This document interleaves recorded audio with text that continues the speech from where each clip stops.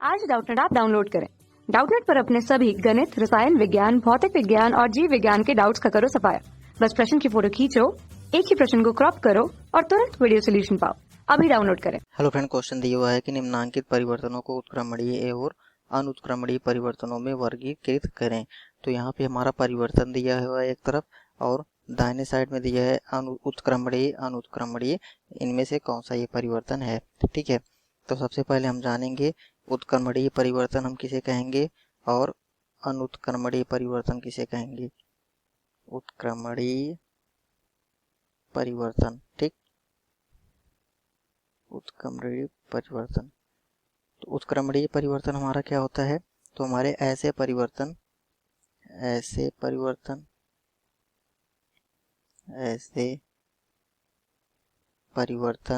जिसमें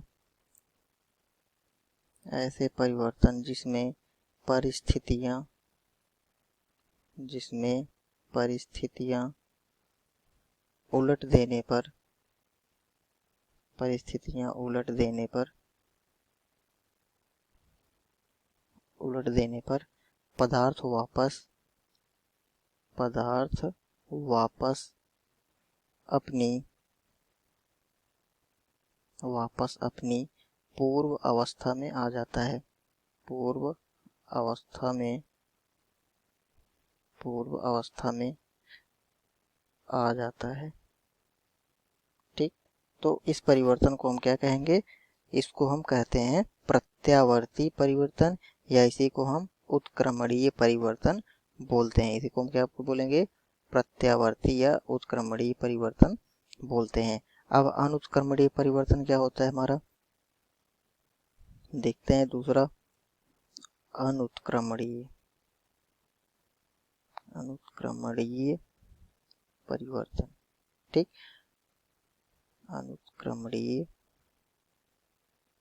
परिवर्तन।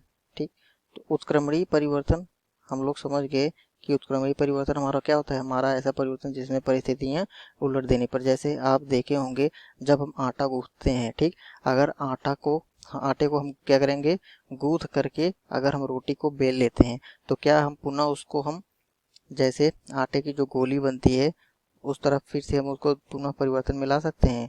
तो लोई से एक रोटी जब हम बेलते हैं तो रोटी अगर मान लीजिए रोटी के आकार में हमारी कुछ गड़बड़ी हो गई या रोटी गोल नहीं हुई, तो हम लोग क्या करते हैं कि पुनः लोई बना सकते हैं। उस आटे को क्या कर सकते हैं, हम पुनः लोई बना सकते हैं। तो परिवर्तन क्या होगा, उत्क्रमणीय परिवर्तन होगा, क्योंकि वह जिस स्थिति में पहले थी पुनः फिर क्या हो गई, परिस्थितियां बदल गई और वह पुनः पूर्व अवस्था में आ गई।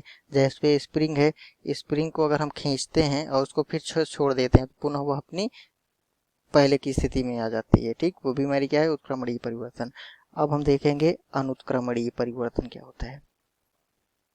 अनुत्क्रमणीय परिवर्तन हमारे ऐसे परिवर्तन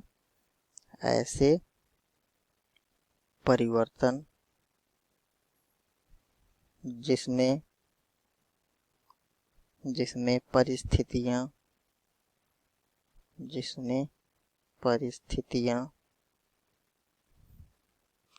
ठीक है, जिसमें पदार्थ अपनी पूर्व अवस्था में नहीं लाया जा सकता। ठीक, या हम ऐसे इसको कह सकते हैं, ऐसे परिवर्तन जिसमें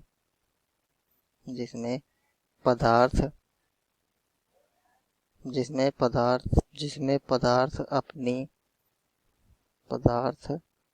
पुनः अपनी पूर्व अवस्था में नहीं लाया जा सकता। पूर्व अवस्था में नहीं लाया जा सकता। ठीक, उसे हम क्या कहेंगे, उसे हम अनुत्क्रमणीय परिवर्तन कहते हैं। जैसे दूध से दही का बनना, अगर हम दूध से दही बनाते हैं तो क्या फिर दही से दूध पुनः बनाया जा सकता है, नहीं बनाया जा सकता है। इसी प्रकार से जैसे धूप बत्ती का जलना, अगर धूप बत्ती है उसको हम जला देते हैं तो वो क्या हो जाती है, हमें राख बचती है, तो क्या पुनः उससे धूप बत्ती बना सकते हैं, नहीं बना सकते हैं। ठीक है, तो ये हमारा कैसा परिवर्तन होगा, अनुत्क्रमणीय परिवर्तन। तो हम लोग ये समझ गए उत्क्रमणीय परिवर्तन किसे कहेंगे और अनुत्क्रमणीय। अब देखते हैं लकड़ी के टुकड़े चीरना, अगर मान लीजिए लकड़ी का टुकड़ा है, उसको अगर हम चीर लेते हैं तो क्या पुनः दोबारा उसी स्थिति में हम ले आ सकते हैं? क्या उसको हम पुनः फिर उसी लकड़ी को ज्वाइंट कर सकते हैं? नहीं कर सकते हैं। ठीक है, पुनः वो दोबारा उस स्थिति में नहीं आ सकती।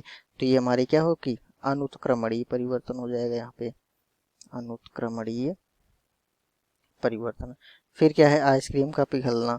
आइसक्रीम है, ठीक है, आइसक्रीम देखते हैं, अगर वो धीरे धीरे पिघल जाती है, पिघलने के बाद, ठीक है, अगर उसको हम क्या करते हैं, एक जगह हम क्या करते हैं, इसको जमा देते हैं किसी पात्र में। अगर आइसक्रीम को हम रख देते हैं, वो पिघल जाती है और फिर उसको हम जब ठंडा करेंगे तो वो हमारा ये आइसक्रीम फिर से हमारी जम जाएगी। तो ये हमारी कैसी परिवर्तन हो गई?